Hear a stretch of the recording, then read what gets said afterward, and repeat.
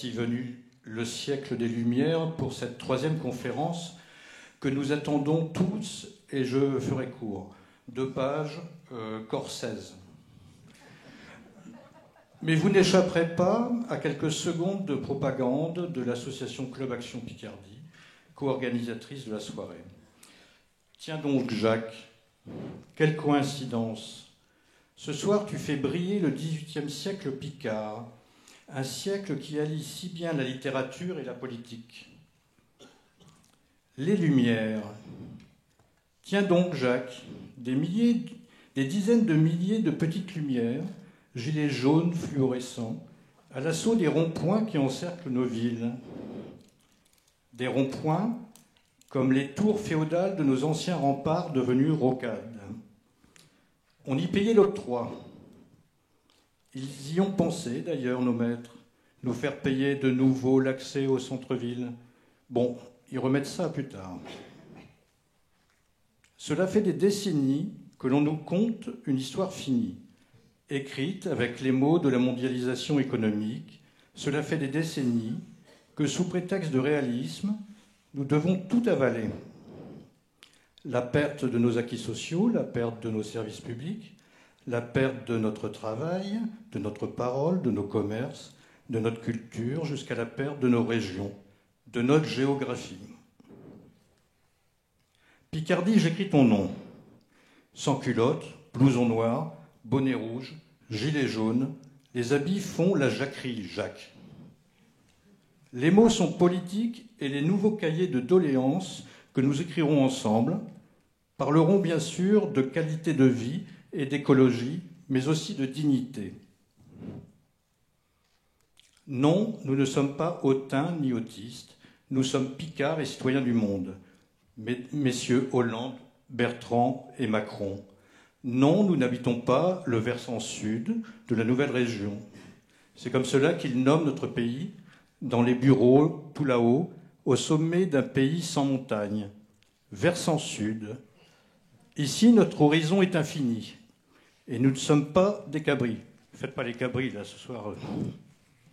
L'hégémonie de l'île, cette ville grenouille qui veut se faire aussi grosse qu'un bœuf, continue de faire main basse sur nos services, nos associations culturelles et sportives, notre économie, et cela coûte, d'après une récente étude, très cher aux contribuables.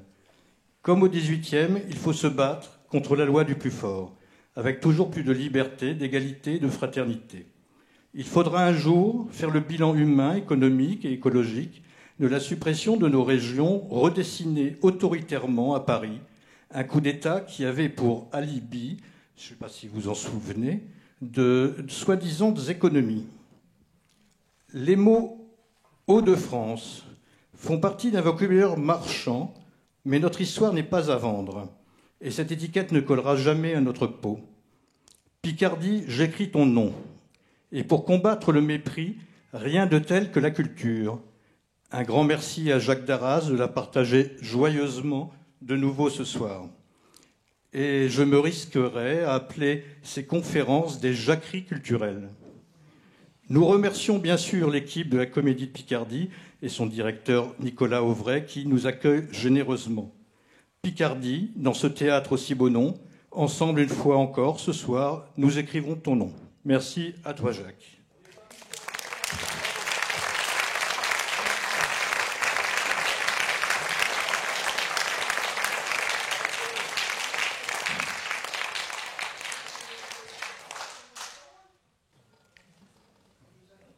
Merci Philippe. Pour ce qui me concerne, je me considère comme un historien. Un historien de la culture picarde, un historien de la littérature et un historien des idées politiques également. Et il faut dire qu'au XVIIIe siècle, nous sommes particulièrement servis. Et ce que je vais essayer de vous montrer ce soir, c'est à quel point la Picardie comme telle a joué un rôle capital, considérable dans l'histoire nationale. Alors c'est une période immensément compliquée, complexe, de sorte que pour essayer d'y voir clair et pour la rendre claire, aussi claire que possible, je croiserai donc une méthode chronologique, une méthode biographique et une méthode également historique à proprement parler, thématique, de façon à ce que, en croisant ces trois faisceaux, ces trois aspects, je puisse essayer de vous donner un portrait vivant, joyeux, tu l'as dit. Je ne sais pas si c'est joyeux, parce que c'est un siècle qui fait preuve d'une éruption absolument incroyable, d'une force, d'une charge invraisemblable, et qui, jusqu'à la nuit des temps, jusqu'à la fin des temps, sera un sujet de débat, de discussion entre les historiens qui ne sont absolument pas d'accord les uns avec les autres, mais c'est ce qui fait aussi le charme de l'histoire, ce qui fait le charme de la littérature. Donc, approchons prudemment ce XVIIIe siècle, dont l'événement colossal entre tous est effectivement la Révolution française. J'avais quitté la dernière fois, c'est-à-dire il y a un an, j'avais quitté sur les deux personnes du XVIIe siècle, les deux figures du XVIIe siècle qui me paraissaient indiscutables, qui se présentaient surtout l'une, Jean de La Fontaine, comme champenoise, mais que je tirais un tout petit peu côté Picardie, en montrant à quel point, d'ailleurs, ils étaient redevables d'un esprit picard, d'un esprit d'ironie picarde pour ce qui est de La Fontaine. Quant à Jean Racine, j'avais passé quelque temps autour de cette pièce assez extraordinaire qui s'appelle Les Plaideurs, dont le personnage principal est véritablement Picard, d'où tout Picard que j'étais un bon apôtre et je faisais claquer mon fouet tout comme un autre. C'est comme ça que commence la pièce de Racine. Et c'est assez étrange parce que nous avons de Racine une vision un peu compassée, à laquelle il a beaucoup contribué lui-même, bien évidemment, par ses tragédies. Et cette comédie unique de Racine est une comédie qui utilise un personnage picard, Petit-Jean, qui est malicieux, qui est un portier, tout simplement, un portier de comédie, mais qui, d'une certaine façon, nous dit énormément de choses, beaucoup plus de choses, à mon sens, que ce que disent les commentaires ou les commentateurs, assez peu nombreux, d'ailleurs, j'ai remarqué, sur le sujet. Donc, je dis, avec Racine et La Fontaine, on avait affaire à deux écrivains proches du pouvoir, on l'oublie assez souvent. Presque dévotement, dans le cas de Racine, qui fut nommé historiographe du roi, l'année de sa dernière pièce majeure, Phèdre, 1677, avec méfiance dans le cadre de La Fontaine, logé depuis 1672 par la très indépendante Madame de la Sablière, sa protectrice, à Paris, dans le quartier du Marais. Quoiqu'empruntant des voies artistiques différentes, le théâtre d'un côté, les contes et les fables de l'autre, les deux écrivains ont pris des risques politiques en se lançant dans le théâtre d'abord et en prenant maîtresse chez les comédiennes avant d'épouser, on ne le dit pas souvent, la fille du trésorier de France à Amiens en 1677 et, excusez-moi pour l'expression, et de lui faire 7 enfants. Racine, Jean Racine, s'est attiré les critiques des jansénistes de Port-Royal. Son choix ultime, d'ailleurs, de se faire inhumer à Port-Royal-des-Champs, auprès d'eux, en 1699, était une manière de se racheter, de rentrer dans l'ordre, ou dans les ordres, si je puis dire, mais en même temps, un défi à Louis XIV, qui fera raser le couvent en 1711.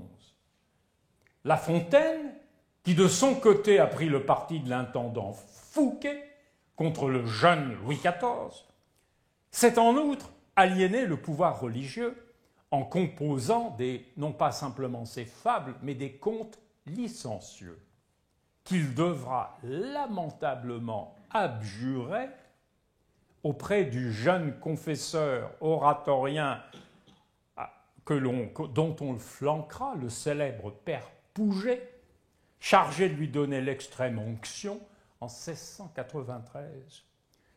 La Fontaine se confesse.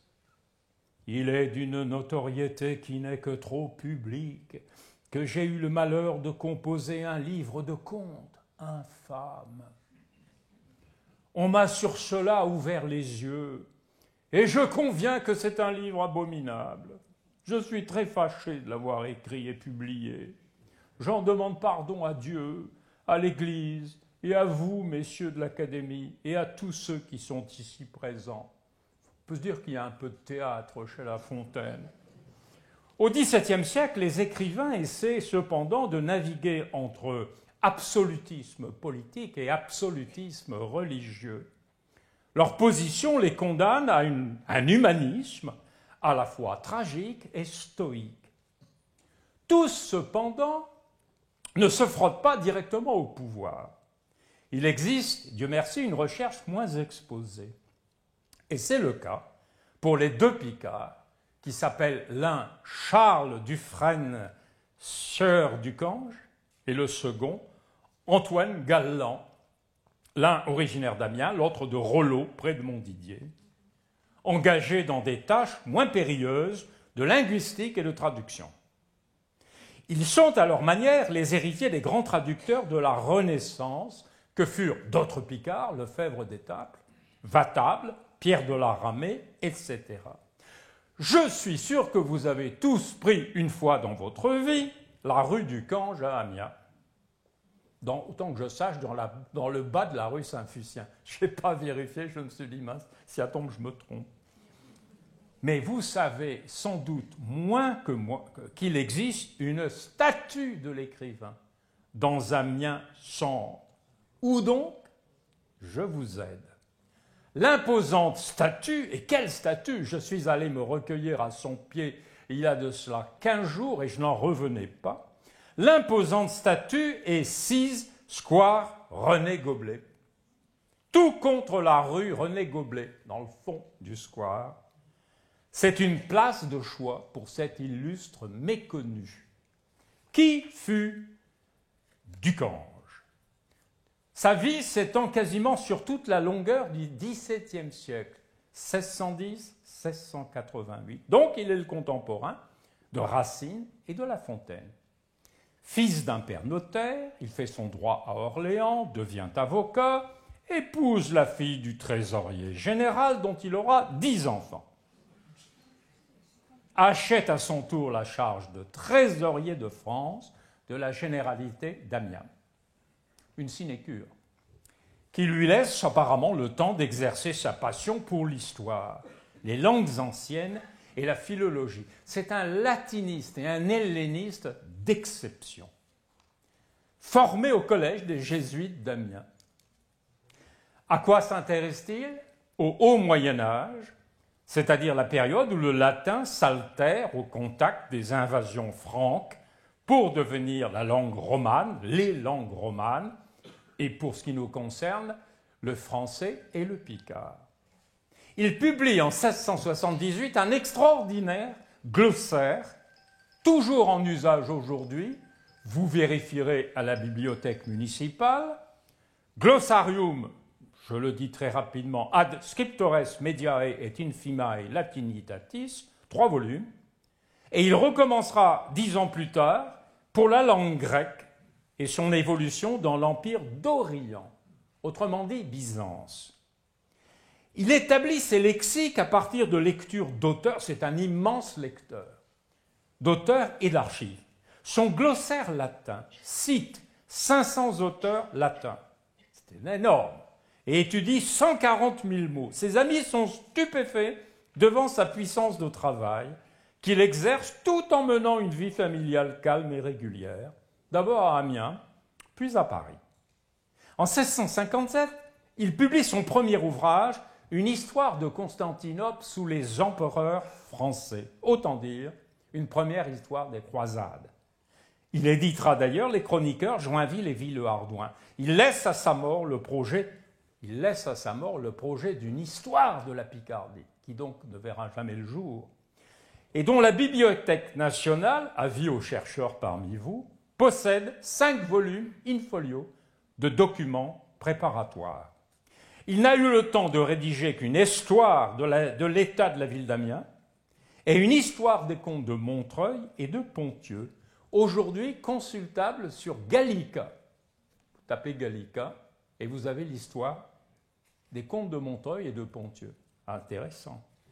Quel était son but dans cette histoire générale de la Picardie qui, malheureusement, n'a jamais vu le jour? Je le cite, « Étudier séparément et d'après la méthode suivie pour Amiens, toutes les autres parties de la Picardie, qui sont, suivez bien, les comtés de Ponthieu, Vermandois, les pays des Morins, de Santerre, de Thiérache, d'Abbeville, Boulogne, Calais, Péronne, Montdidier, Noyon, Saint-Quentin, La Fère, Beauvais, Clermont, Breteuil, Soissons, Laon. Bref, la Picardie actuelle, dans toute son extension. Son biographe poursuit, telle était la matière dont il se promettait de remplir 20 livres. Ce qui me permet d'affirmer très calmement que l'absence de ces 20 livres aura pesé lourd dans l'abandon du nom de Picardie par le Conseil régional d'aujourd'hui. C'est pourquoi j'axe mon propre travail sur ce point, à savoir que pour s'imposer de manière définitive dans les esprits, la Picardie aurait dû et doit toujours impérativement commencer par asseoir sa légitimité littéraire et scientifique, avant sa légitimité politique. L'autre contemporain de Ducange est Antoine Galland, statufié lui aussi, allez voir, au centre de Rollo, son village. Curieusement, les deux Picards que je rassemble ici, qui sont quasiment contemporains l'un de l'autre, sont l'un et l'autre attirés par l'Orient. Celui des croisades pour Ducange, celui de la diplomatie et des langues pour Antoine Galland. Qui est Antoine Galland? Ah, c'est un personnage à la trajectoire absolument extraordinaire. On ne peut pas dire que c'est l'ascension républicaine, puisque à l'époque, il n'y a pas de république. Né dans une petite famille de paysans, en 1646. Il perd son père à l'âge de 4 ans. On se demande parfois si ce n'est pas intéressant de perdre son père très tôt. Entre au collège de Noyon à 10 ans, apprend le grec, le latin, l'hébreu, monte à Paris suivre les cours du Collège de France, où il se perfectionne en grec. En 1670, il devient bibliothécaire et secrétaire particulier du marquis de Nointel, ambassadeur de France auprès du sultan Mehmed IV à Constantinople. Il voyage pendant 5 ans entre la Macédoine, l'Asie mineure, les îles Égée, la Syrie, la Palestine. Il fait l'acquisition de manuscrits grecs, arabes, persans, turcs. Il apprend le turc, le persan, l'arabe, passe 1 an à Istanbul, fait un 2e voyage à Smyrne, puis un 3e, 1679-1688, comme chargé de mission par la compagnie commerciale du Levant, auprès de l'ambassadeur de la Porte du Levant.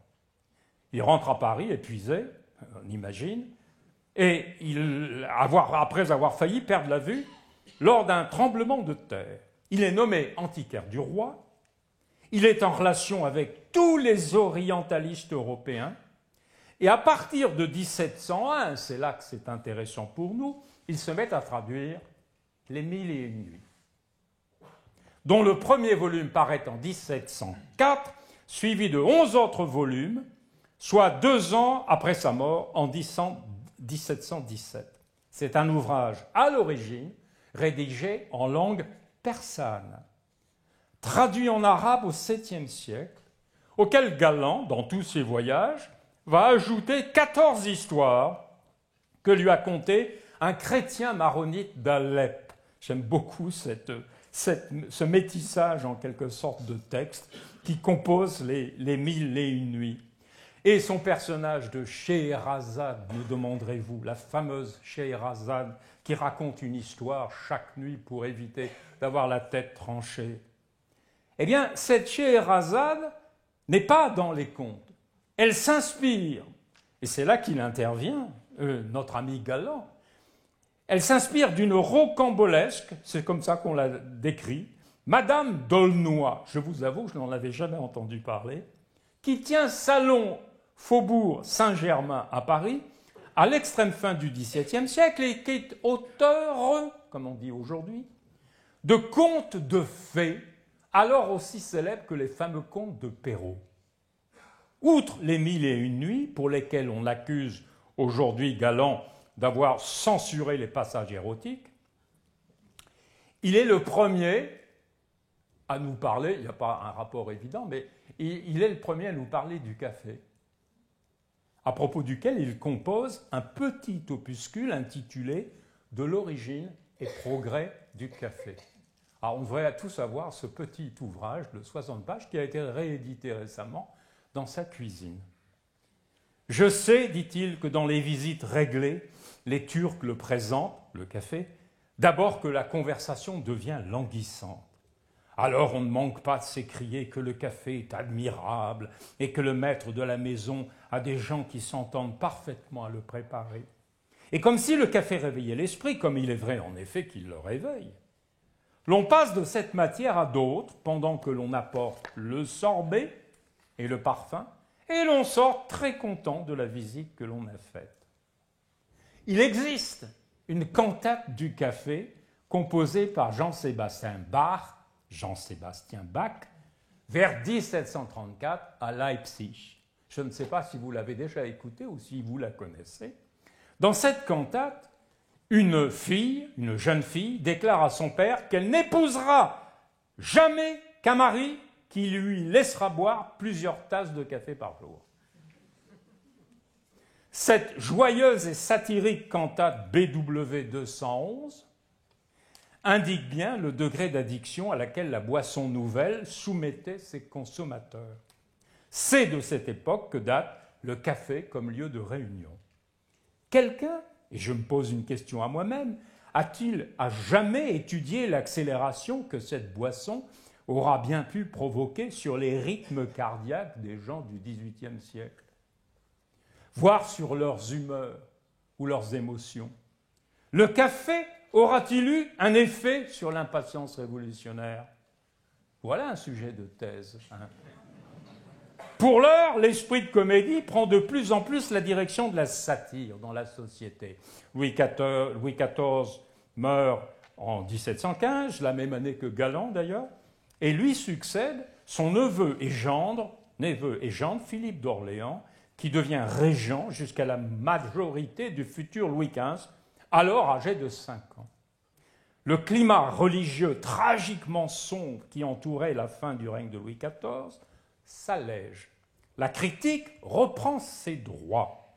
C'est dans ce climat que naît en 1709 le poète amiénois Jean-Baptiste Gresset, dont la vie instable, que je ne connaissais pas d'ailleurs, semble préfigurer l'instabilité croissante d'une société en marche vers la Révolution.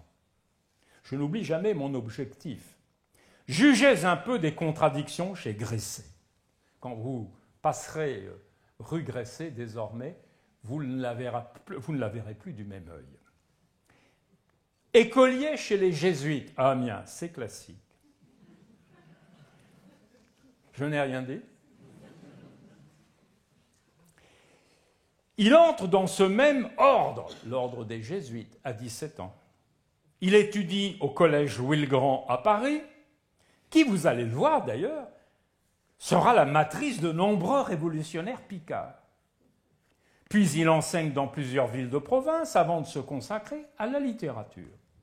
À l'âge de 25 ans, en 1734, il publie son chef-d'œuvre, dont je vais vous lire quelques extraits, Vert vert, comme la couleur verte, avec un tiret, Vert vert, ou les voyages du perroquet de Nevers.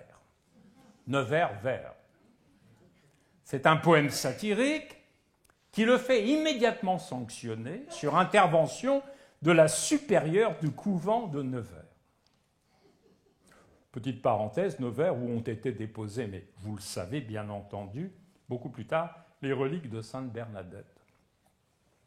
Je ferme la parenthèse.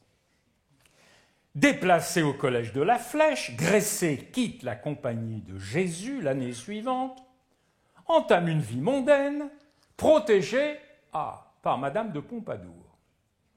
Fait représenter une pièce de théâtre, Le Méchant, entre à l'Académie française en 1748, le deuxième Picard après Voiture, si je ne me trompe, ainsi qu'à l'Académie royale de Berlin.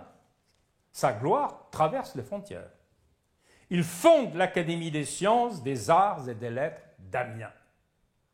2 ans plus tard, en 1750.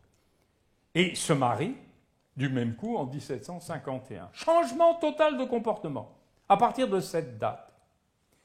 Il renie la poésie, se repent d'avoir composé des bagatelles rimées et en vient, chose extraordinaire, à brûler certaines de ses propres œuvres sur les conseils de l'évêque d'Amiens.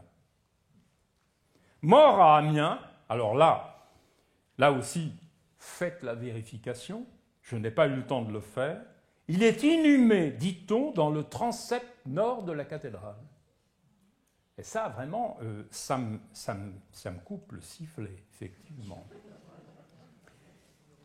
Soit une vie en tout point édifiante qui vous fera réfléchir, disais-je, quand vous marcherez rue Gresset à Amiens, ou à Nantes, ou à Nevers. Il a laissé son nom dans ces 2 villes et vous allez voir pourquoi. Pourquoi son poème Vers nous intéresse-t-il encore? Eh bien, parce que le poème est remarquablement écrit et parce que c'est l'une des premières critiques insidieusement sévères de la religion, bien avant la religieuse de Diderot, qui ne paraîtra qu'en feuilleton à partir de 1780. Voici très brièvement l'intrigue. Un perroquet, Vers, est élevé comme un coq en pâte, un perroquet en pâte, par les nonnes d'un couvent à Nevers. Sa réputation parvient aux oreilles d'un couvent de Nantes. On se dit que le sujet est vraiment mince. On se demande comment on peut faire un poème aussi long sur un sujet aussi court. Les nonnes nantaises invitent donc l'oiseau à leur rendre visite par transport sur la Loire. On naviguait sur la Loire, donc à l'époque. Pendant le trajet, l'oiseau s'encanaille au contact des mariniers dont il apprend la langue verte, d'où Vers, et dont il apostrophe les sœurs nantaises à son débarquement, lesquelles le réexpédient illico presto à Nevers, où il meurt d'un excès de sucrerie.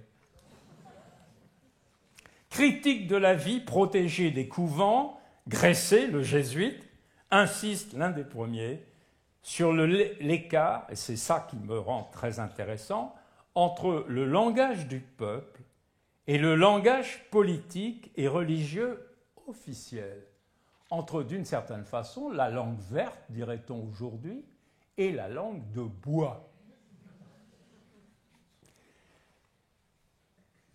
Il fait entrer, Gresset fait entrer, le juron dans le français châtié de La Fontaine. Et il donne la parole au peuple, aux paysans. Voici quelques extraits de ce poème en 4 chants, dans la droite ligne des fables de La Fontaine. À Nevers, donc, chez les visitandines, vivait naguère un perroquet fameux à qui son art et son cœur généreux, ses vertus mêmes et ses grâces badines auraient dû faire un sort moins rigoureux si les bons cœurs étaient toujours heureux. Vers, c'était le nom du personnage, transplanté là de l'Indien rivage, fut, jeune encore, ne sachant rien de rien, au susdit cloître enfermé pour son bien. Il était beau, brillant, leste et volage, aimable et franc comme on l'est au bel âge, né tendre et vif mais encore innocent. Bref, digne oiseau d'une si sainte cage. Par son caquet digne d'être au couvent. L'amant chéri mangeait au réfectoire, là tout s'offrait à ses friands désirs, outre qu'encore pour ses menus plaisirs, pour occuper son ventre infatigable. Pendant le temps qu'il passait hors de table, 1000 bonbons, 1000 exquises douceurs chargeaient toujours les poches de nos sœurs. Les petits soins, les attentions fines sont nés, dit-on, chez les visitandines. L'heureux Werwer l'éprouvait chaque jour, plus mitonné qu'un perroquet de cour, tous s'occupaient du beau pensionnaire. Ses jours coulaient dans un noble loisir. Au grand dortoir, il couchait d'ordinaire. Là, de cellules, il avait à choisir. Heureuse encore, trop heureuse, la mère dont il daignait, au retour de la nuit, par sa présence, honorer le réduit. Très rarement, les antiques discrètes logeaient l'oiseau. Des novices proprêtes, l'alcôve simple était plus de son goût. Car remarquez qu'il était propre en tout. Quand chaque soir, le jeune anachorète avait fixé sa nocturne retraite jusqu'au lever de l'astre de Vénus, il reposait sur la boîte aux agnus.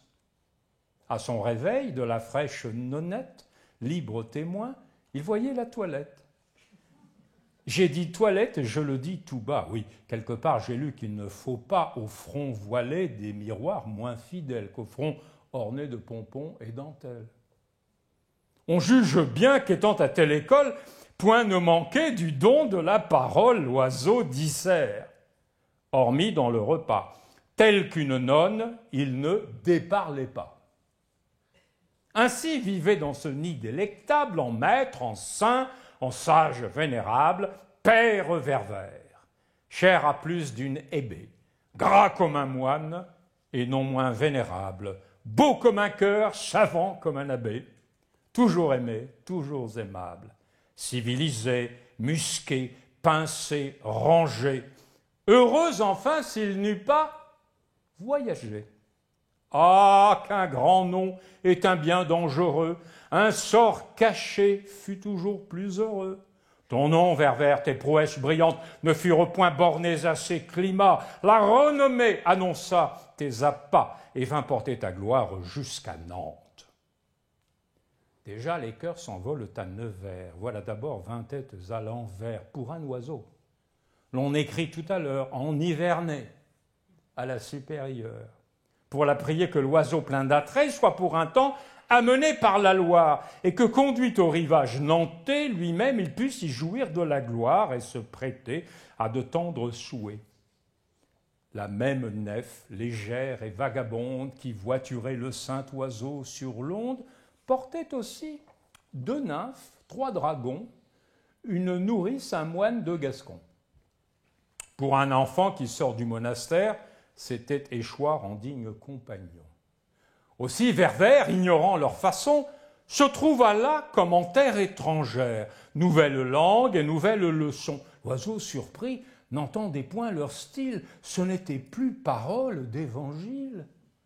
Ce n'étaient plus ces pieux entretiens, ces traits de Bible et d'oraison mentale qu'il entendait chez nos douces vestales, mais des gros mots, et non plus de chrétiens. Car les dragons, de race assez peu dévote, ne parlaient là que langue de gargote. Malgré ses cris, la tourière l'emporte, il la mordait, dit-on, de bonne sorte, chemin faisant. Les uns disent au cou, d'autres au bras, on ne sait pas bien où, d'ailleurs qu'importe. À la fin, non sans peine, dans le couvent, la béate l'emmène. Elle l'annonce avec grande rumeur, le bruit en court, aux premières nouvelles, la cloche sonne. On en était au cœur, on quitte tout, on court, on a des ailes. C'est lui, ma sœur, il est au grand parloir. On vole en foule, on grille de le voir. Les vieilles mêmes, en marche symétrique, des ans tardifs, ont oublié le poids. J'adore ça. Tout rajeunit, et la mère angélique. Sans bien songer aux horreurs qu'il prononce, mon gars répond avec un ton faquin « Par la corbleu, que les nonnes sont folles !» L'histoire dit qu'il avait en chemin d'un de la troupe entendu ces paroles. À ce début, la sœur Saint-Augustin, d'un air sucré, voulut le faire taire, et lui disant « Fi donc, mon très cher frère !» Le très cher frère, indocile et mutin, vous la rima très richement en « putain ». « Vive Jésus! Il est sorcier, ma mère !» reprend la sœur. « Juste Dieu, quel coquin! Quoi, c'est donc là ce perroquet divin ?» ici, Ververt en vrai gibier de grève, l'apostropha d'un « la peste te crève ». Chacune vint brider pour brider le caquet du grenadier. Chacune eut son paquet. De ces malheurs, telle fut l'Iliade. Quel désespoir lorsqu'enfin de retour il vint donner pareille sérénade, pareil scandale en son premier séjour. Tous les dortoirs étaient jonchés de fleurs, café parfait, chansons, courses légères, tumulte aimable et liberté plénière, tout exprimé de charmantes ardeurs, rien n'annonçait de prochaines douleurs, mais de nos sœurs, ô largesse indiscrète, du sein des mots d'une longue diète, passant trop tôt dans des flots de douceur, bourrés de sucre et brûlés de liqueur, Ververt tomba sur un tas de dragées, en noir cyprès, viscérose changée. En vain les sœurs tâchaient de retenir son âme errante et son dernier soupir. Ce doux excès attend sa destinée. Du tendre amour victime fortuné, il expira dans le sein du plaisir. Alors évidemment, j'ai fait beaucoup de coupes. Vous n'avez peut-être vu que ça sautait un peu, mais ça tressautait un tout petit peu. Voilà assurément un poème drôle, dans la lignée droite d'un conte de La Fontaine. J'y vois pour ma part une constante de l'esprit picard, fait de raillerie, de légèreté et de grande sensibilité linguistique. Tout ce qui fait de la poésie une friandise, à la fois tuile et macaron, accident et récompense. C'est encore la matière d'un auteur bien moins connu que Gresset, dont je suis sûr que vous n'avez jamais entendu le nom. Jean-Joseph Vadé, V-A-D-E. Né à Ham, en 1719, et monté à Paris 6 ans plus tard avec son père Cabartier. À la différence de ses prédécesseurs, Vadé n'apprend pas le latin, donc ne sait pas le latin. C'est un autodidacte qui exerce bientôt le métier de contrôleur du 20e. Qu'est-ce que le 20e ? C'est l'ancêtre de notre impôt direct, créé par Louis XV. On commence à avoir des inspecteurs des impôts qui se pointent là. Vous allez voir. Et il est inspecteur des impôts à Soissons, puis à Laon, puis à Rouen, et enfin à Paris. Et aussi, comme il n'arrive pas à finir ses fins de mois, excusez-moi, il est chanteur à ses heures. Il compose des pièces de théâtre ainsi qu'une poésie populaire et sentimentale qui use d'une langue qu'on appelle poissarde. Il est entré dans l'histoire littéraire comme étant l'inventeur de la langue poissarde, c'est-à-dire qui imite la langue du petit peuple des poissonniers et poissonnières de Paris. J'ajoute picard pour la plupart, mon hypothèse. Voici le 4e des 4 bouquets Poissard publiés en 1755, pour lequel il faudrait, et malheureusement je ne peux pas, avoir la voix d'Arletty. Je ferai de mon mieux. Ce monsieur, donc, raconte son expédition chez les bouquetières, je ne veux pas dire des Halles, mais vraisemblablement du Palais Royal, où il se fait refiler un bouquet par une... Et c'est un bouquet qu'il voulait offrir, alors je trouve ça absolument ahurissant, qu'il voulait offrir à la femme à qui il écrit, qui dit je suis désolé, mais je n'ai pas pu offrir ce bouquet parce que, regardez, je suis tombé sur une bande de poissonnières, une bande de bouquetières qui n'étaient pas piquées des vers. Quoi, je ne pourrais pas vous donner un bouquet, c'est lui qui parle, sans risquer quelques invectives, sans essuyer de ces femmes rétives tout ce que leur maudit caquet va recueillir dans les archives des ports, des halles, du guichet. Bon, direz-vous, qu'est-ce que cela fait ? Vous ripostez à leur façon naïve, vous en riez vous-même. Oh non pas, s'il vous plaît. Aurais-je débuté par des rimes plaintives si je n'étais tout stupéfait de ce qu'elles m'ont dit en paroles trop vives ? Fort sérieusement, je vais conter le fait. Vers le milieu de votre rue, une femme s'offre à ma vue, avec un corbillon sur son ventre perché, des bouquets alentour. « Monsieur, monsieur !» dit-elle, « vous oubliez du fin !» Je me suis approché. « Je voudrais, ai-je dit, la fleur la plus nouvelle. Prenez cet orange-là, il n'y en a pas dans le marché de plus mieux. Combien? 20 sols en conscience. Les recevant, elle a lâché un rire suspect à ma prudence. En effet, avec défiance, j'examine, je vois mon bouquet attaché au bout d'une allumette. Ah, dis-je, l'impudence, mais votre bouquet est fiché, il n'a point de queue. Allez, gonze, s'il est fiché, vous vous êtes fichu. Chien d'aumônier du cheval de bronze, bel ange à double pied fourchu, demandez-moi quoi qu'il me demande, avec son visage sans viande. N'avez-vous pas acheté? Voyons, parlez, oui, oui. Mais tenez, gardez-le. Mon fiston, grand Marcy, que gracieuseté. Allez, laissez-la dire, me dit une autre, en s'approchant. L'y répondre, ça serait pire. Elle vous grugerait d'un coup de dent.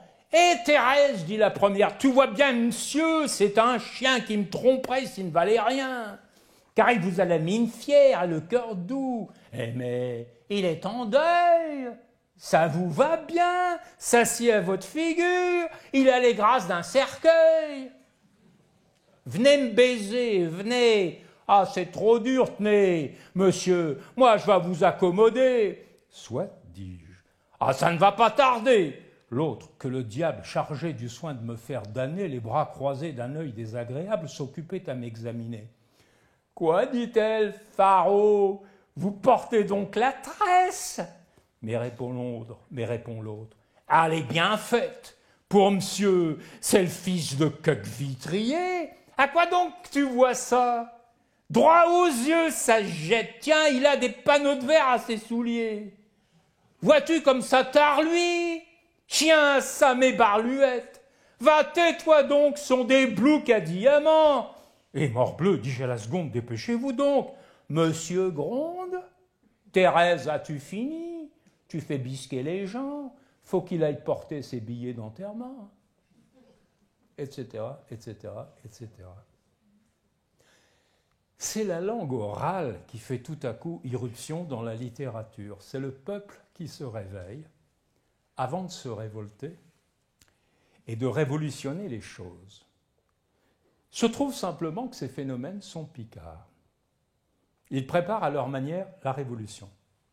Moi, je vois de la continuité entre le petit Jean de Racine, les animaux de La Fontaine et les bouquetières poissardes des Halles de Vadé. Les gens ne sont plus prêts à parler comme des perroquets.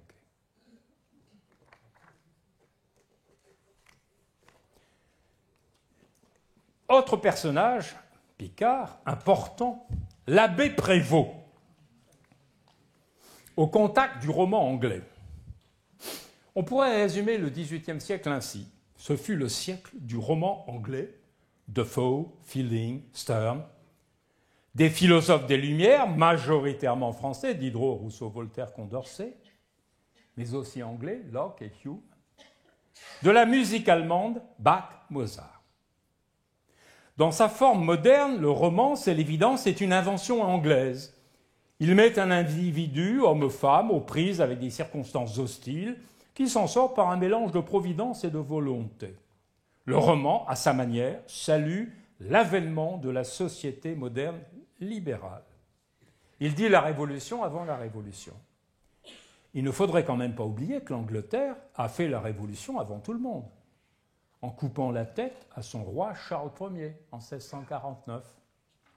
À la suite de quoi, il a connu un dictateur, le puritain Oliver Cromwell, pour finir par revenir à une forme de monarchie parlementaire qui deviendra le modèle de toute l'Europe, modèle que la France essaiera vainement d'imiter. Defoe publie Robinson Crusoe, l'homme perdu sur son île, au milieu du Pacifique, Moll Flanders, la femme prostituée, perdue dans la société de Londres et qui finira aux États-Unis. Joseph Fielding, juge de paix à Londres, publie Tom Jones ou l'ascension triomphale d'un orphelin. Possédant une constitution stable et dynamique, l'Angleterre va bientôt servir de refuge aux exilés politiques. Le plus célèbre d'entre eux est François-Marie Arouet, c'est-à-dire Voltaire, que sa querelle avec le comte de Rohan-Chabot en 1726, à propos sans doute d'une comédienne, a conduit d'abord à la Bastille, puis en exil en Angleterre, où il demeurera 2 ans et composera ses, je le dis en anglais, Letters Concerning the English Nation. Il commence par écrire ses lettres en anglais, 1733, avant d'être édité sous le titre des Lettres philosophiques, 1734 en France, où le Parlement les condamnera à être brûlés. Pour moi, ces lettres anglaises sont l'un des grands chefs-d'œuvre du XVIIIe siècle, monument d'intelligence et de tolérance. Voltaire étant en outre celui qui va rapporter d'Angleterre, excusez du peu, William Shakespeare et John Milton. Nourriture littéraire pour les futurs romantiques, Chateaubriand et Hugo. Il l'a superbement dit à Rohan, l'aristocrate. Lui, Voltaire, est le fils de bourgeois qui va se faire un nom. Rohan parle. « Ah ouais, Voltaire? Enfin, avez-vous un nom ?» La réplique fuse. « Voltaire, je commence mon nom et vous finissez le vôtre. » Se faire un nom, c'est le propre du héros de roman. Par-delà les obstacles que lui oppose la société, parmi lesquels la religion, aussi instable que Gressé, jésuite comme lui, l'abbé Prévost, Antoine François Prévost d'exil, c'est ahurissant comme les noms, quelquefois, semblent déterminer les comportements. Il va vivre toute sa vie en exil. C'est incroyable. Aura comme Gressé des démêlés avec la religion. Il est fils du procureur du roi au bailliage d'Esdin, où il naît en 1697. Il étudie chez les jésuites de la ville, avant d'aller au collège jésuite de la Flèche, puis de s'engager dans la guerre contre l'Espagne, puis de se réfugier chez les bénédictins à Jumièges, après un amour malheureux déjà. Il va d'abbaye en abbaye, bénédictine. Parallèlement, il se lance dans la littérature et il compose et il publie Mémoires et aventures d'un homme de qualité. Il se défroque et se réfugie à Amiens. Une lettre de cachet est lancée contre lui, il file en Angleterre en 1728, où il rencontre Voltaire. Il se présente à l'archevêque de Canterbury. C'est un usurpateur, comme un nouveau converti à la religion anglicane. Puis devient, quel culot quand même, précepteur du fils du directeur de la Banque d'Angleterre, dont il séduit la fille, avec laquelle il se marie secrètement. Ahurissant comme vie. Il passe en Hollande, où sont publiés en 1731 les 3 derniers tomes des Mémoires d'un homme de qualité, le tome 7 constituant l'édition originale de Manon Lescaut. Prévost rencontre alors une aventurière avec laquelle il repasse en Angleterre, est incarcéré à Londres, rentre clandestinement en France l'année suivante, demande à réintégrer une branche moins stricte des bénédictins. Accomplit un second noviciat près d'Évreux, tout en poursuivant sa vie littéraire à Paris. À bout de ressources, il offre ses services à Voltaire, à qui il demande 1200 livres. Voltaire refuse. Prévost se réfugie à Bruxelles, rentre en France, traduit des œuvres d'anglais en français, dont la Pamela du romancier britannique Richardson, puis le roman par lettres très célèbre, connu dans l'Europe entière, Clarissa Harlowe, et une histoire générale des voyages. Où meurt-il? Comment meurt-il? Il meurt d'une attaque d'apoplexie. Près de Chantilly, je n'ai pas encore trouvé sa maison, Vineuil-Saint-Firmin plus exactement. Le succès de Manon Lescaut sera considérable, donnant lieu à de célèbres adaptations musicales au opéra, dont celui de Puccini. C'est une œuvre, Manon Lescaut, que l'ayant récemment relue, je trouve absolument géniale. Moderne, touchante, on pleure beaucoup dans Manon. À commencer par le héros dégrilleux, anéanti par les trahisons successives de la femme qu'il aime. Romantique avant la lettre, romantique bucolique, dégrilleux à une vision rousseauiste du bonheur, que le chaos amoureux de sa vie lui interdira à jamais de connaître. Manon est l'un des premiers portraits de femmes dans la littérature romanesque française. Énigmatique, inconstante, attachante, amoureuse, cynique, mue par l'argent, elle suscite la passion et l'incompréhension des hommes. À commencer par des Grieux, éperdument amoureux au point de la suivre jusqu'en Amérique, où elle est déportée en compagnie d'une douzaine de prostituées et qui s'écrit, lui, des Grieux, « J'ai pris le parti de la suivre, dût-elle aller au bout du monde, je m'embarquerai avec elle, je passerai en Amérique. » C'est là qu'elle va mourir d'ailleurs. Le narrateur invisible qui assiste à la scène recueille les confessions éplorées de Des Grieux, tout en lui donnant quelques louis d'or nécessaires à sa survie, et il s'adresse à Manon elle-même en route vers l'Amérique dans les fers d'une prisonnière. Elle me répondit avec une modestie si douce et si charmante que je ne pus m'empêcher de faire en sortant 1000 réflexions sur le caractère incompréhensible des femmes. Le caractère incompréhensible des femmes. Voilà l'énigme qui va alimenter toute la littérature romanesque jusqu'à Madame Bovary et au-delà. Parce que la femme, pour l'homme, est tout ensemble un enchantement et un désenchantement. Elle était dans sa 18e année, ses charmes surpassaient tout ce qu'on peut décrire. C'était un air si fin, si doux, si engageant, l'air de l'amour même. Toute sa figure me parut un enchantement. En face de la passion amoureuse, il y a la vertu à laquelle Des Grieux est incité par son ami Thiberge, mais peine perdue. Manon Lescaut date de 1731.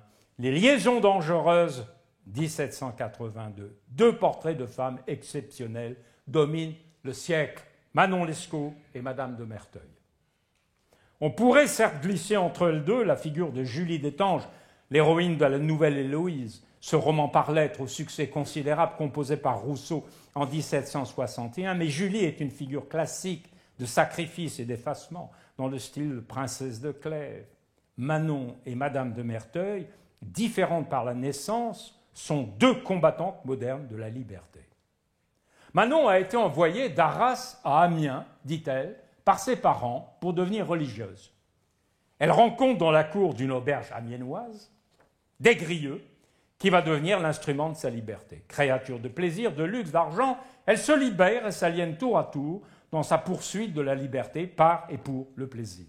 C'est un personnage de transgression totale. Madame de Merteuil, elle aussi, d'une autre manière.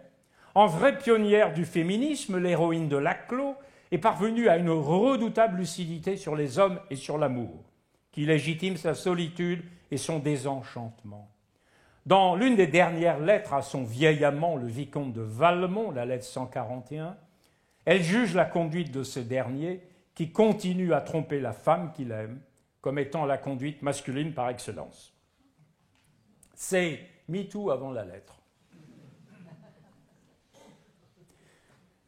C'est elle qui parle. Mais ce que j'ai dit, ce que j'ai pensé, ce que je pense encore, c'est que vous n'en avez pas moins de l'amour pour votre présidente, la femme qu'il aime. Non pas la vérité de l'amour bien pur, ni bien tendre, mais de celui que vous pouvez avoir. De celui, par exemple, qui fait trouver à une femme les agréments ou les qualités qu'elle n'a pas. Qui la place dans une classe à part et met toutes les autres en second ordre. Qui vous tient encore attaché à elle, même alors que vous l'outragez. Tel enfin que je conçois qu'un sultan peut le ressentir pour sa sultane favorite. Ce qui ne l'empêche pas de lui préférer souvent une simple odalisque. Ma comparaison me paraît d'autant plus juste que, comme lui, vous n'êtes jamais ni l'amant ni l'ami d'une femme, mais toujours son tyran ou son esclave. C'est très fort, hein ?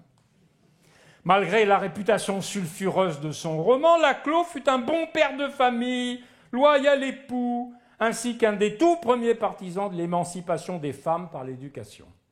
On vient de rééditer son « De l'éducation des femmes », paru en 1783, l'année suivant les liaisons dangereuses. Ce militaire, né à Amiens, fils d'un secrétaire à l'intendance de Picardie et d'Artois, que l'on croit d'origine lointaine espagnole, on n'en est pas sûr. Ce génie de l'artillerie inventeur du boulet creux, ce franc-maçon devenu vénérable maître d'une loge parisienne, voyageant de garnison en garnison, Toul, Besançon, Grenoble, La Rochelle, est supposé avoir commencé d'écrire les liaisons dangereuses alors qu'il fortifiait les défenses de l'île d'Aix contre les Anglais. En 1788, il quitte l'armée, s'engage dans la Ligue des aristocrates, groupuscule de petits nobles interdit par Robespierre, entre au service, il va traverser toute la Révolution, entre au service du duc d'Orléans, rédige avec le Girondin Brissot, qui y laissera la tête, la pétition qui mène à la fusillade du Champ de Mars, se rallie aux Républicains, prépare la victoire de Valmy, est incarcéré, échappe à la guillotine, devient bonapartiste et réintégré général de brigade dans l'armée du Rhin et mourra de la dysenterie à Tarente, au sud de l'Italie, en 1803. Il existe une rue Chauderlot-de-Laclos à Paris, dans le 13e, près de la BNF. À Caen, une rue Chauderlot-de-Laclos à Amiens? Vous me dites qu'il y en a une? Non, je ne le crois pas. Ah, il la mérite, bon sang. Ça fait déjà longtemps que je milite pour ça, mais pas beaucoup de succès. Prémisse d'une révolution en Artois et en Picardie. Quand on explore cette période brève et condensée que fut la Révolution, on est frappé par le fourmillement d'individus de toutes sortes et origines concernés par l'événement. Paraissent tout à coup sur le devant de la scène une multitude d'acteurs naguère relégués dans l'obscurité de l'histoire. On dirait d'un roman du peuple français qui s'est mis en marche. Un congrès d'anonymes soudain désireux d'acquérir un nom. Balzac en action avant la lettre. Or, s'il y a parmi eux des gens de toute province, il se trouve que les figures les plus actives, les plus décisivement mémorables, sont picardes ou artésiennes. Je pousserai même le postulat plus loin, y voyant une continuité depuis le mouvement du radicalisme réformiste autour de Lefebvre d'Étaples et de Calvin. N'est-ce pas étonnant que les protestations les plus continuellement fortes contre l'Église ou la société soient parties de cette province, la Picardie? Car la révolution en Picardie n'est pas un accident, mais s'annonce par quelques phénomènes ayant constitué autant de signes avant-coureurs. Notre ami Philippe Leleu, m'avait alerté sur le régicide François Damien. C'est son nom, j'invente rien. Damien d'Arras, plaisantait-il, me laissant malicieusement inverser moi-même mon propre nom. On est en janvier 1757, le Damien en question guette le roi Louis XV au moment qu'il descend de son carrosse à Versailles et il le frappe de son couteau. On arrête Damien, on le torture. Arras et les États de la province d'Artois demandent pardon au roi d'avoir été le berceau d'un pareil monstre.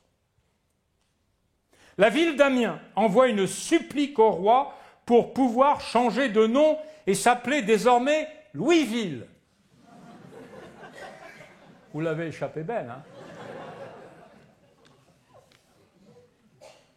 De sa prison, Damien dicte une lettre au roi. « Sire, je suis bien fâché d'avoir eu le malheur de vous approcher, mais si vous ne prenez pas le parti de votre peuple, avant qu'il soit quelques années d'ici, vous et monsieur le dauphin et quelques autres périront. » La famille de Damien sera expulsée de France. Je pose la question, vers la Belgique? Enfant turbulent, Damien était entré comme valet de réfectoire. Où ça? Au lycée Louis-le-Grand à Paris. C'est une vraie pépinière, non? Avant de se mettre au service de plusieurs maîtres dans le quartier latin, il subtilise à l'un d'eux 240 louis d'or qu'il va dépenser, c'est presque touchant, avec sa famille artésienne, emmenant tout le monde voir la mer pour la première fois. À Gravelines et à Dunkerque. On peut voir la mer. On peut voir la... Enfin, c'est très beau, Gravelines et Dunkerque, enfin, mais bon... Après un séjour solitaire à l'hôtel du Lion d'Or à Arras, il rentre incognito à Paris, embrasse sa femme, gagne Versailles, commet son attentat. Et il dit « Pour le peuple, parce que les 3/4 du peuple périssent de misère. le roi a tiré 1 110 000 livres de la province d'Artois, où le peuple est tout à fait misérable. Il est condamné à l'écartèlement, place de Grève, supplice qui lui est infligé par un bourreau issu d'une longue lignée de bourreaux abbvillois. Les Samson, il y a une rue Samson à Abbeville. Debout à une fenêtre donnant sur la place de la Grève, contemplant le spectacle de l'écartèlement, mais surtout serrant de près la robe de la femme devant lui, se tient un spectateur célèbre, un certain Jacques Casanova, qui prétendra dans ses mémoires avoir détourné les yeux au moment du supplice. Pour voir quoi à la place? L'amour avec la mort en direct. On est chez le marquis de Sade, non?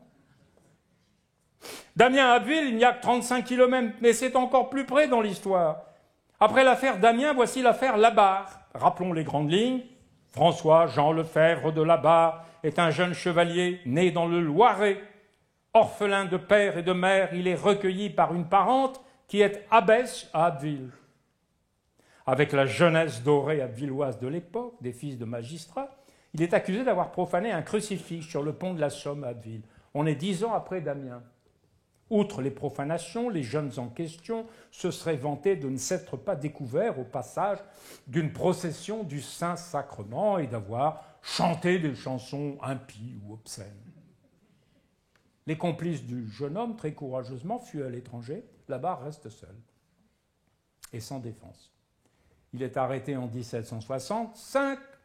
Scandale, on trouve chez lui un exemplaire du dictionnaire philosophique de Voltaire, qui, lors de son supplice, à Labarre, lui sera cloué sur la poitrine.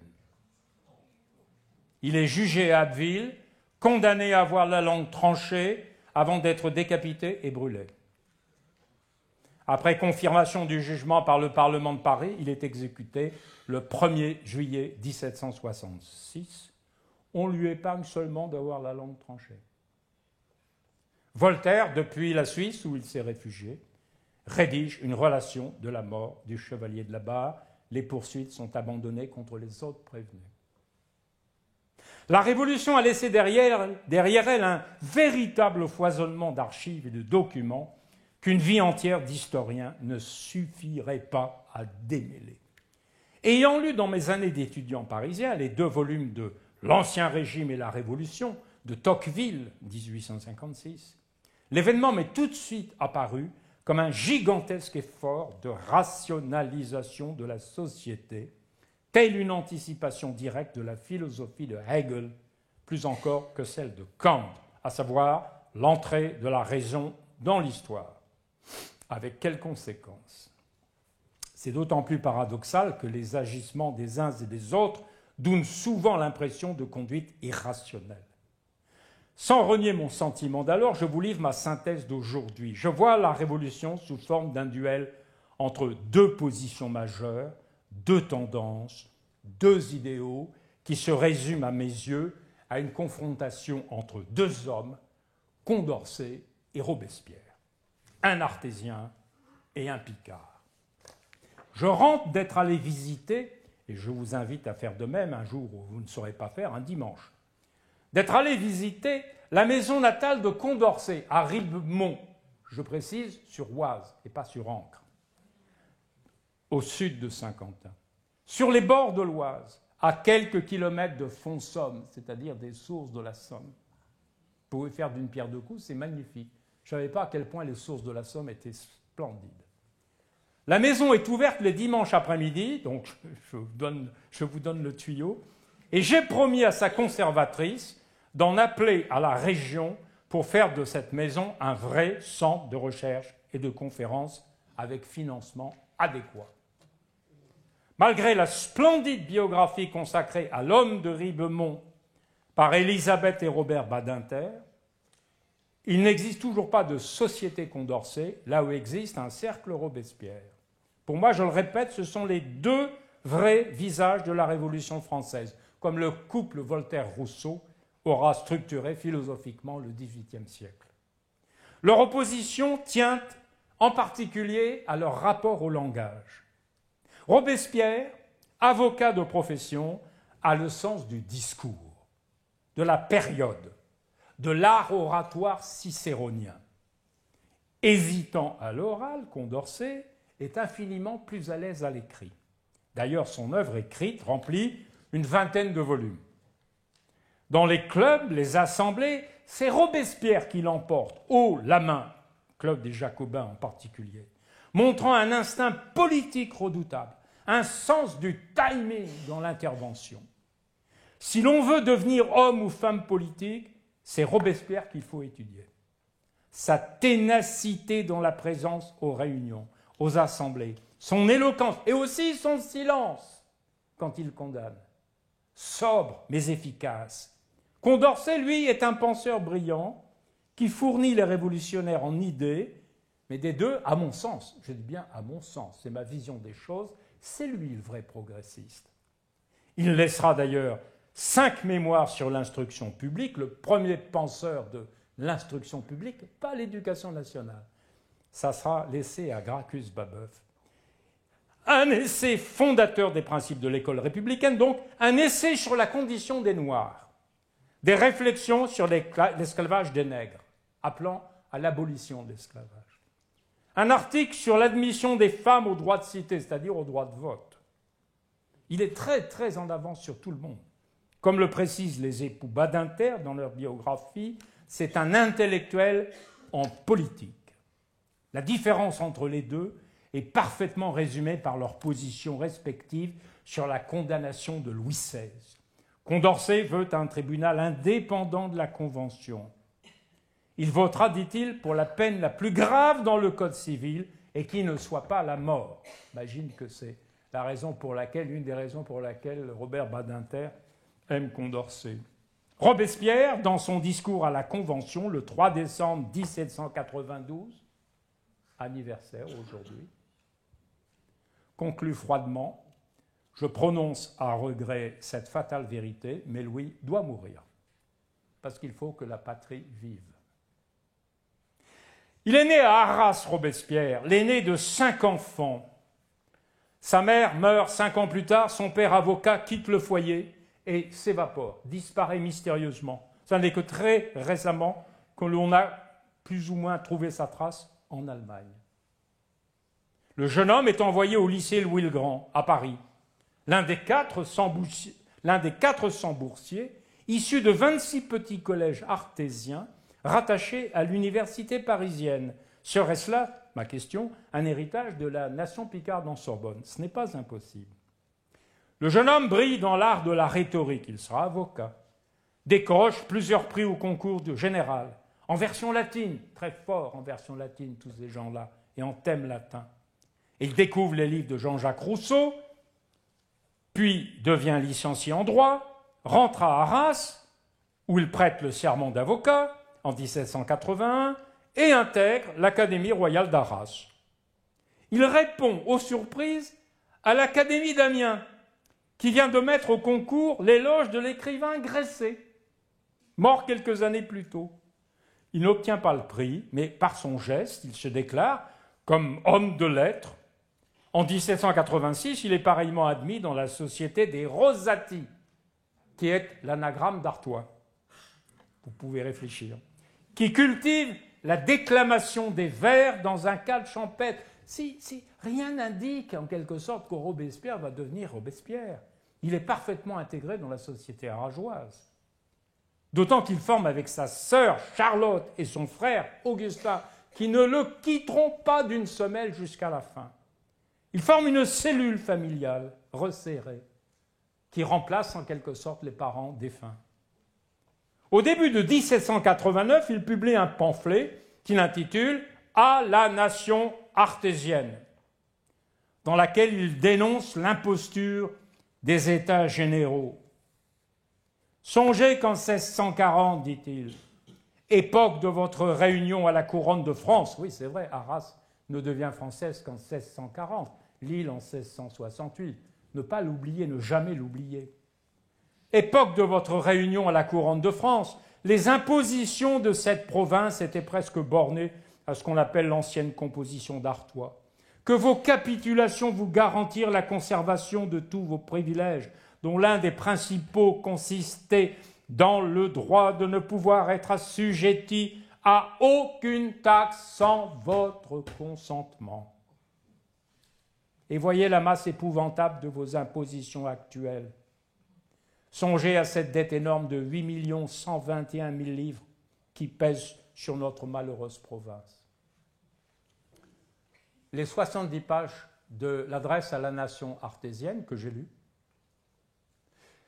sont un catalogue des taxes qui pesaient sur les artésiens, sur les gens à l'époque. C'est proprement ahurissant.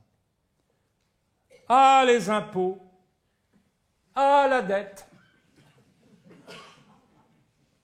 Suit dans son réquisitoire de 81 pages une énumération ahurissante de toutes les taxes qui grèvent les habitants d'Artois. Très logiquement, il se fait donc élire comme représentant du tiers-État de l'Artois à la réunion des États généraux de 1789. Condorcet, lui, n'a pas la même réussite. Il a postulé, mais il ne sera pas élu. Il a été élevé, lui aussi, chez les Jésuites. D'ailleurs, on n'y échappe pas à l'époque. Il s'appelle Marie-Jean-Antoine Nicolas Carita de Condorcet. C'est de la petite noblesse dauphinoise. Comment est-il arrivé en Picardie? Il est né d'un père militaire, c'est l'explication, issu d'une famille protestante dauphinoise, les Carita de Condorcet, et d'une mère picarde de Thiérache, autant que je sache, dévotement catholique, qui, veuve d'un militaire, se remarie avec un autre militaire en garnison à Ribemont. C'est quasiment la frontière avec l'Empire. Malchance, le père de Condorcet meurt au cours de manœuvres militaires. Fils unique, le jeune homme est couvé, jeune orphelin, est couvé par cette femme pieuse, à laquelle il restera toujours attaché de façon très émouvante. Il reviendra toutes les vacances à Ribemont-sur-Oise. C'est vraiment un attachement considérable. Ce n'est pas une grande ville, il y a 2000 habitants, 3000 habitants peut-être. Mais c'est très émouvant cet attachement à sa mère. Sa mère qui le consacre à la Vierge, dit-on, et l'habillera jusqu'à l'âge de 9 ans d'une robe blanche. Condorcet suit les cours d'un précepteur jésuite, puis devient interne au collège des jésuites de Reims. Il en garde une sérieuse méfiance envers le célibat des prêtres, qu'il soupçonne de favoriser la pédophilie. Je cite, c'est Condorcet qui le dit, « Tous les maîtres étant célibataires, tous faisant profession de fuir les femmes, il y aura des corrupteurs parmi les maîtres. Cela est arrivé très souvent et toujours à des maîtres ecclésiastiques ou moines. » Fin de la citation. Si l'on ajoute à la dévotion maternelle la protection sourcilleuse d'un oncle évêque d'Auxerre, on comprend que le jeune Condorcet aura dû longuement se battre pour se dégager de la religion. De Ribemont et de Reims, il passe à Paris, au collège de Navarre, à l'âge de 15 ans. C'est un prodige en mathématiques. Comme Blaise Pascal, dont il fera plus tard une édition. Son attirance va vers le calcul des probabilités. On est presque dans la numérisation. Il est pressant le potentiel d'application à la décision politique. Et il écrit un essai sur l'application de l'analyse à la probabilité des décisions rendues à la pluralité des voix. C'est extraordinaire.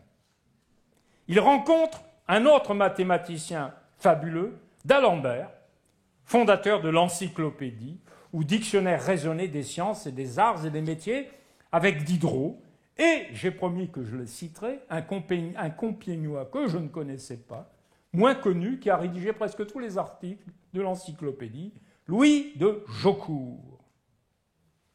D'Alembert prend Condorcet sous son aile et lui fait publier du calcul intégral en 1765, et le fera entrer à l'Académie des sciences. Toute sa vie, Condorcet incarnera l'aspect voltairien rationaliste, raisonnable, rationalisant de la Révolution, face à Robespierre qui est rousseauiste, qui ne fait pas mystère de son sentiment religieux et fera voter par la Convention le fameux décret sur l'être suprême, dont l'article 1, à notre grande stupeur, stipule « Le peuple français reconnaît l'existence de l'être suprême et l'immortalité de l'âme. »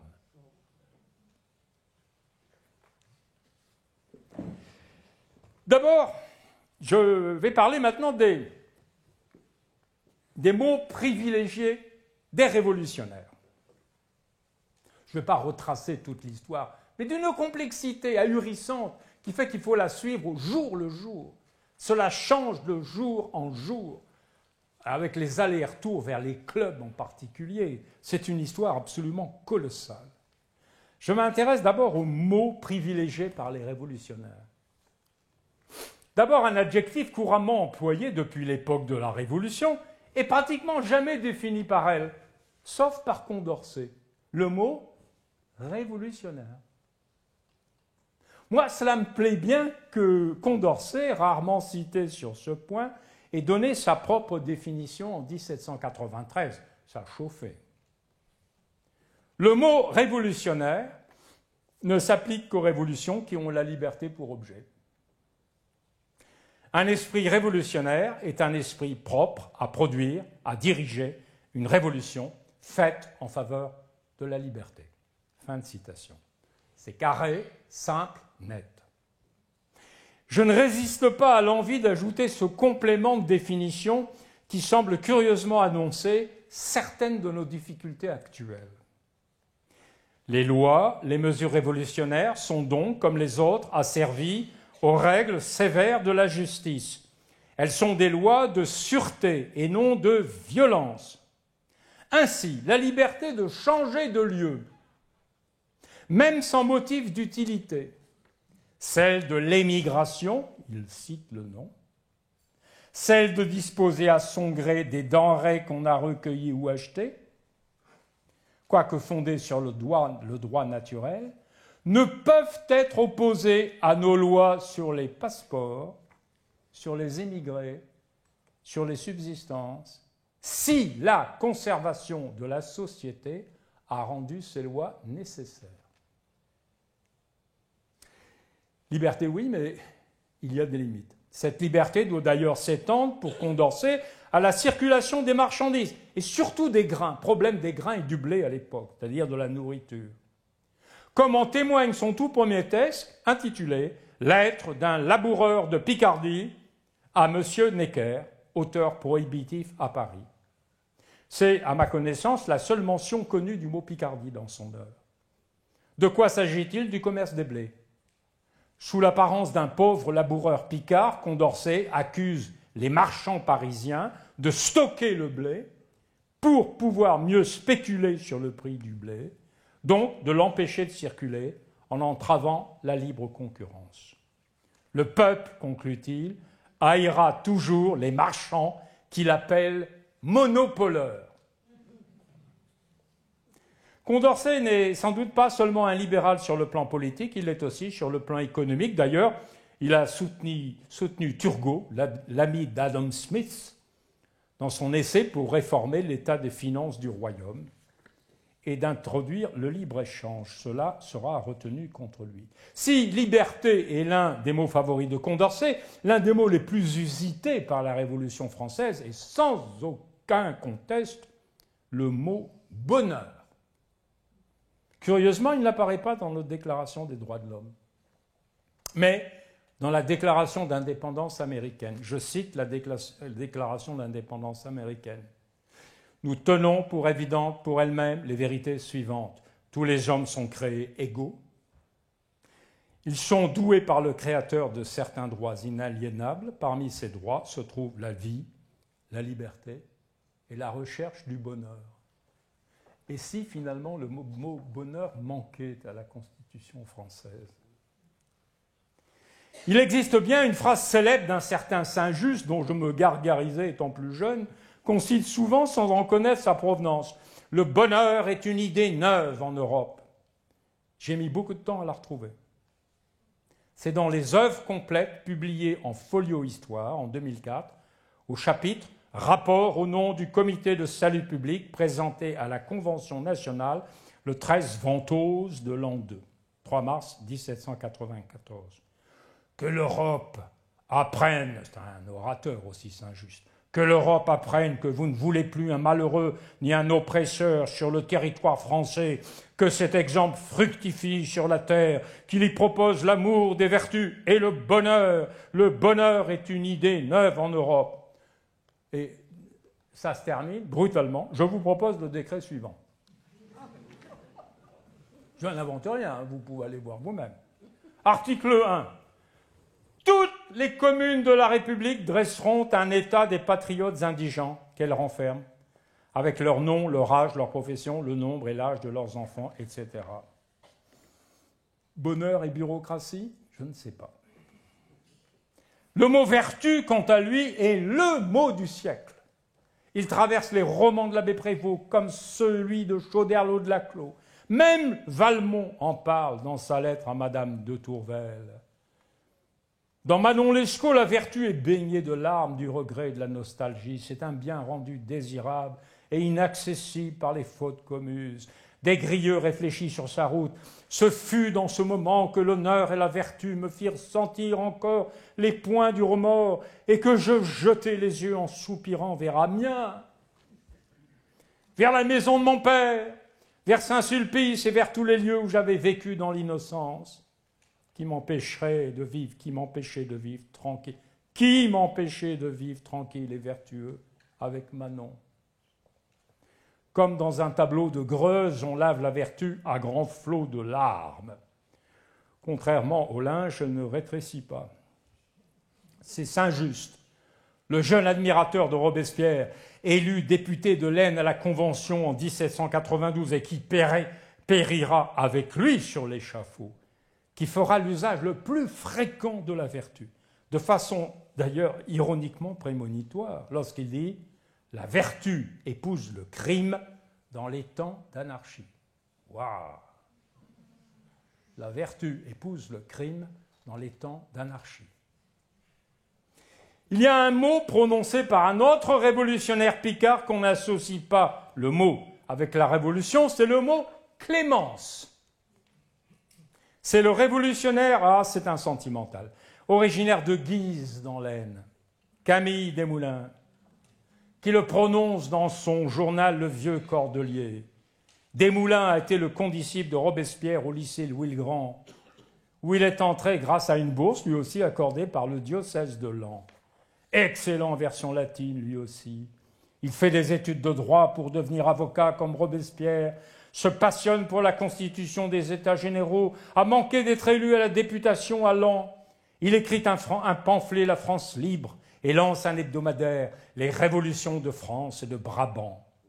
4 ans plus tard, inquiet de la tournure que prend la Révolution, Desmoulins lance un appel à la clémence, admonestant son vieux condisciple de Louis le Grand, Robespierre. « Oh, mon cher Robespierre, c'est à toi que j'adresse ici la parole, oh mon vieux camarade de collège.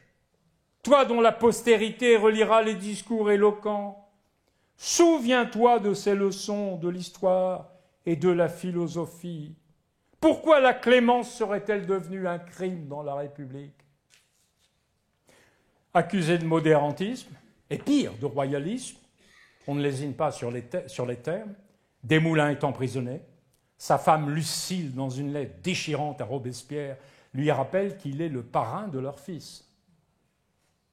Le pauvre Camille, dans la simplesse, elle emploie le mot la simplesse, comme une autre a employé la bravitude. Le pauvre Camille, dans la simplesse de son corps, qu'il était loin de se douter du sort qui l'attend aujourd'hui. Il croyait travailler à ta gloire en te signalant ce qui manque encore à notre République, sous-entendu, la clémence. Lucille est arrêtée, les 2 époux sont guillotinés. Leur accusateur formel au tribunal est un certain Antoine Fouquier-Tinville, autre picard, originaire de l'Aisne, lui aussi, d'Herouel, aujourd'hui intégré à Forest, dans le Vermandois, à l'ouest de Saint-Quentin. Un règlement de compte local picard, la Révolution?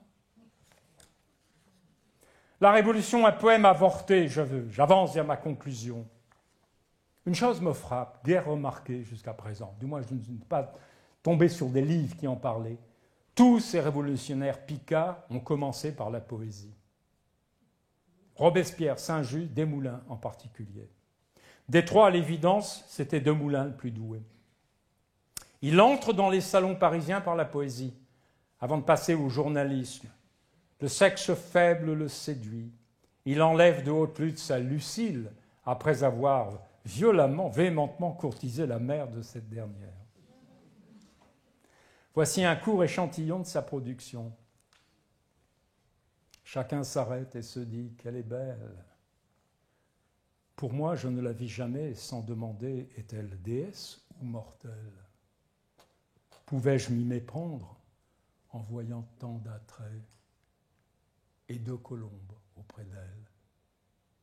C'est charmant, c'est bien fait. Poète aussi, Saint-Just, mais plutôt du genre épique. À 22 ans, il publie un poème en 20 chants, organ. Cela se passe à l'époque des Francs, qui coexistent avec des Picards d'ailleurs. Voici les tout premiers vers, je n'irai pas plus loin. Le blond s'ornit, sire de Picardie, ayant en croupe Adelin de sa mie, errait au sein d'une épaisse forêt où le pouvoir d'une triste magie des voyageurs plaisamment se jouait. Bon, on arrête là. Quant à Robespierre, il commence par la poésie à l'Académie d'Arras, comme au Rosati. Son éloge de Gresset pour l'Académie d'Amiens, je l'ai lu, très faible. Texte en prose très fade, décevant. Si l'on en croit sa sœur Charlotte, cependant, il semble qu'il n'ait jamais cessé d'écrire des vers jusqu'au bout de son existence. En voici un qu'elle cite de mémoire, un quatrain, presque quatrain, de composition ultime et de sens ô combien prémonitoire. Le seul tourment du juste à son heure dernière, et le seul dont alors je serai déchiré, c'est de voir en mourant la pâle et sombre envie distiller sur mon front l'opprobre et l'infamie, de mourir pour le peuple et d'en être abhorré. L'égalité avant la liberté, c'est le titre que je pose enfin. La Révolution fut en fait une évolution qu'il faut quasiment suivre au jour le jour, faite d'un incessant et quotidien aller-retour d'informations, de décisions, entre les clubs, les journaux, les assemblées, les comités. Rarement autant d'événements furent condensés en aussi peu de temps. On sent l'épuisement physique s'emparer peu à peu des protagonistes. On sent la fièvre des soupçons, des haines grandir entre les différents camps. Il n'y a plus à certains moments qu'à passer à l'acte sacrificateur. Dans cet exercice, certains sont meilleurs que d'autres. Élu parmi les 8 représentants du tiers-État pour le pays d'État qu'est l'Artois, Robespierre va siéger sans discontinuer, tout en prenant la présidence du club des Jacobins. En 1792, il est élu à la Convention en tant que représentant de Paris. Très vite, il désigne ses ennemis, les Girondins, c'est-à-dire les décentralisateurs, pourrait-on dire, ou les fédéralistes, à savoir Brissot, Lafayette, Condorcet. Il crée le comité de salut public. La révolution est la guerre de la liberté contre ses ennemis, je cite Robespierre. Pour repousser l'ennemi étranger aux frontières, mais aussi réprimer le soulèvement fédéraliste des provinces. Un jacobin, notre Arageois, c'est Paris contre les provinces. Robespierre dénonce l'athéisme comme un luxe aristocratique. Donc il s'en prend à Condorcet, lequel l'a offensé en le qualifiant de chef de secte. Voici Condorcet. On se demande quelquefois pourquoi tant de femmes à la suite de Robespierre. Chez lui, à la tribune des Jacobins, au Cordelier, à la Convention. C'est que la Révolution française est une religion pour lui. Et que Robespierre, il fait une secte. C'est un prêtre qui a ses dévotes. Il a tous les caractères, non pas d'un chef de religion, mais d'une secte. À quoi Robespierre a répondu par avance, si les académiciens et les géomètres que M. Brissot nous propose pour modèle ont combattu et ridiculisé les prêtres, ils n'en ont pas moins courtisé et adoré les rois, dont ils ont tiré un bon parti.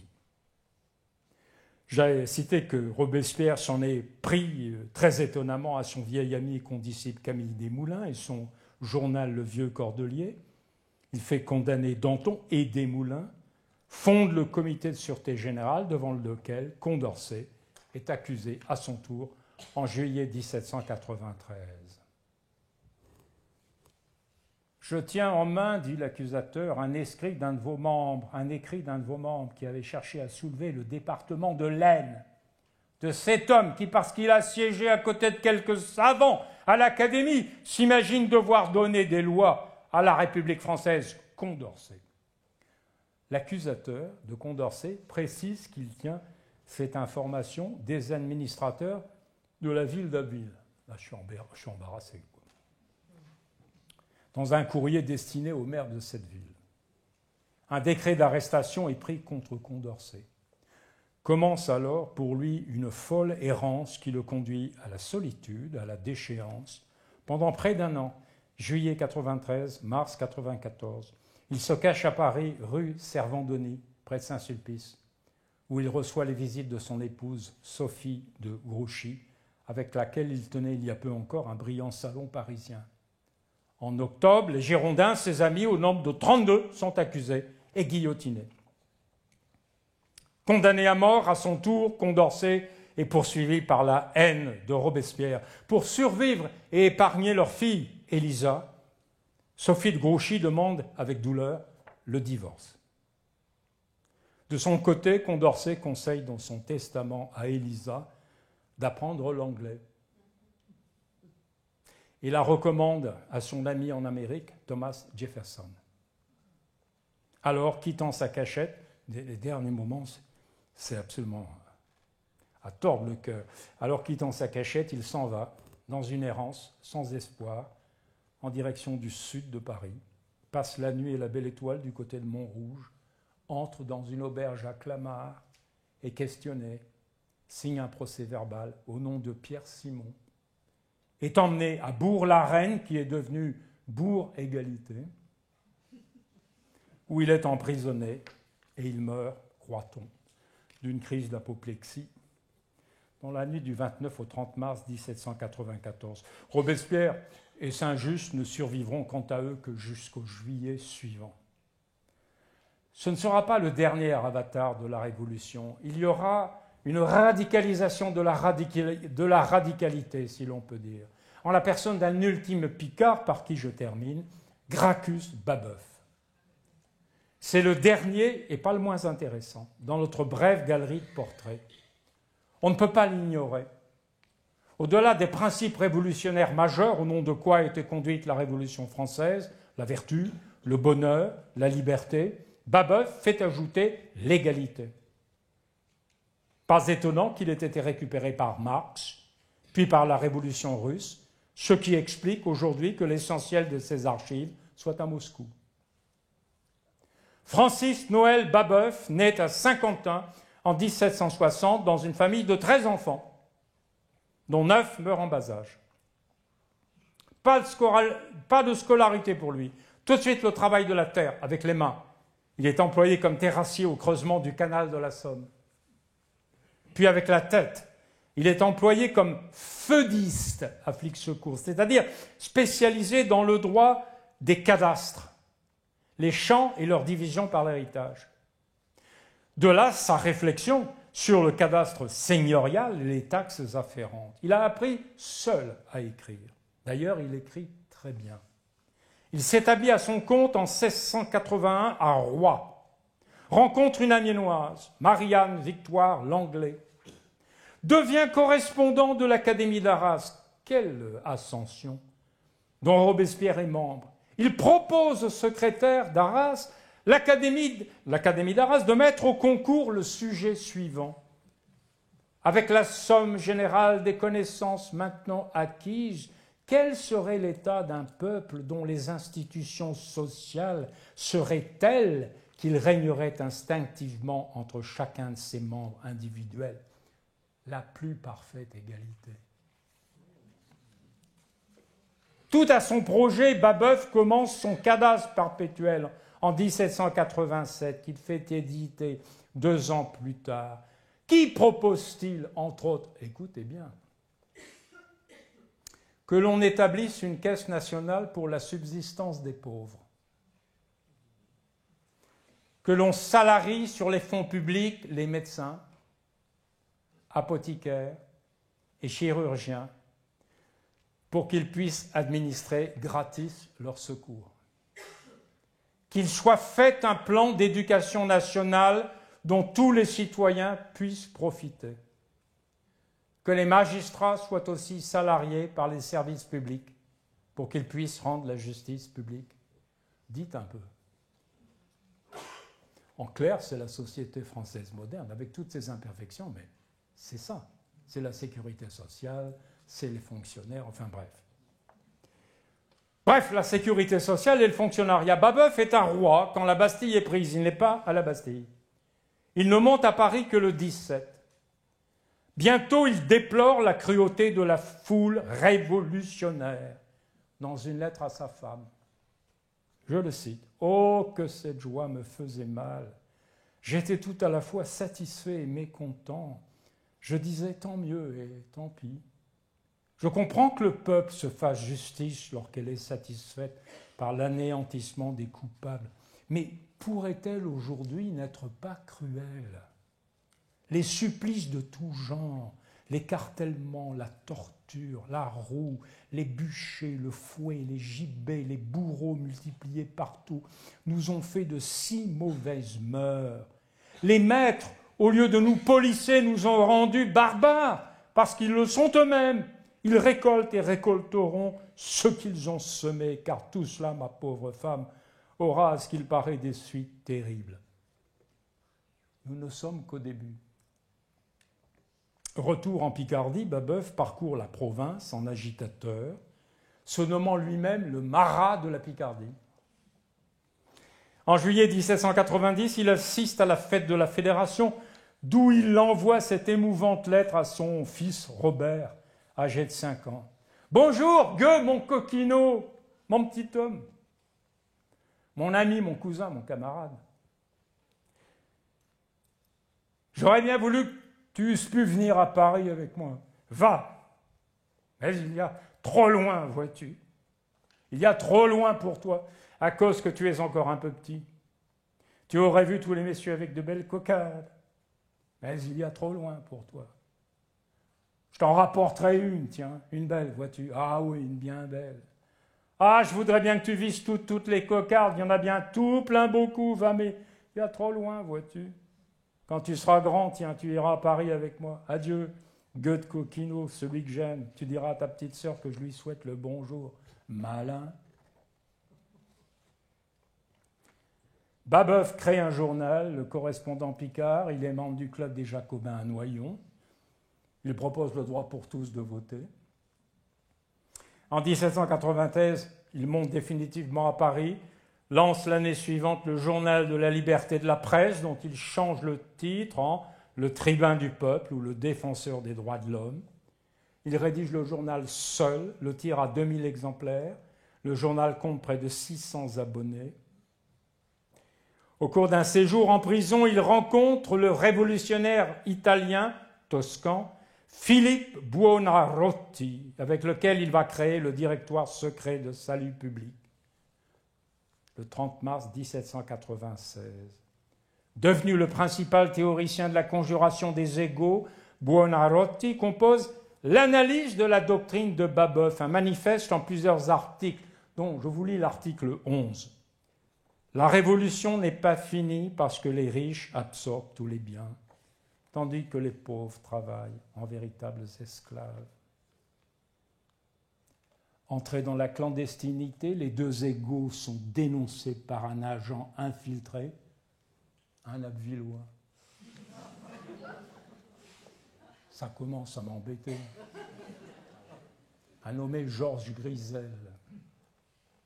Babeuf est arrêté en mai 1796, transféré à Vendôme en août. Lors de son procès, il se poignarde gravement, mais mourra 20 heures plus tard sur l'échafaud. Dans une dernière lettre à sa femme et ses enfants, il écrit ces mots. « Bonsoir mes amis. je suis prêt à m'envelopper dans la nuit éternelle. Merci.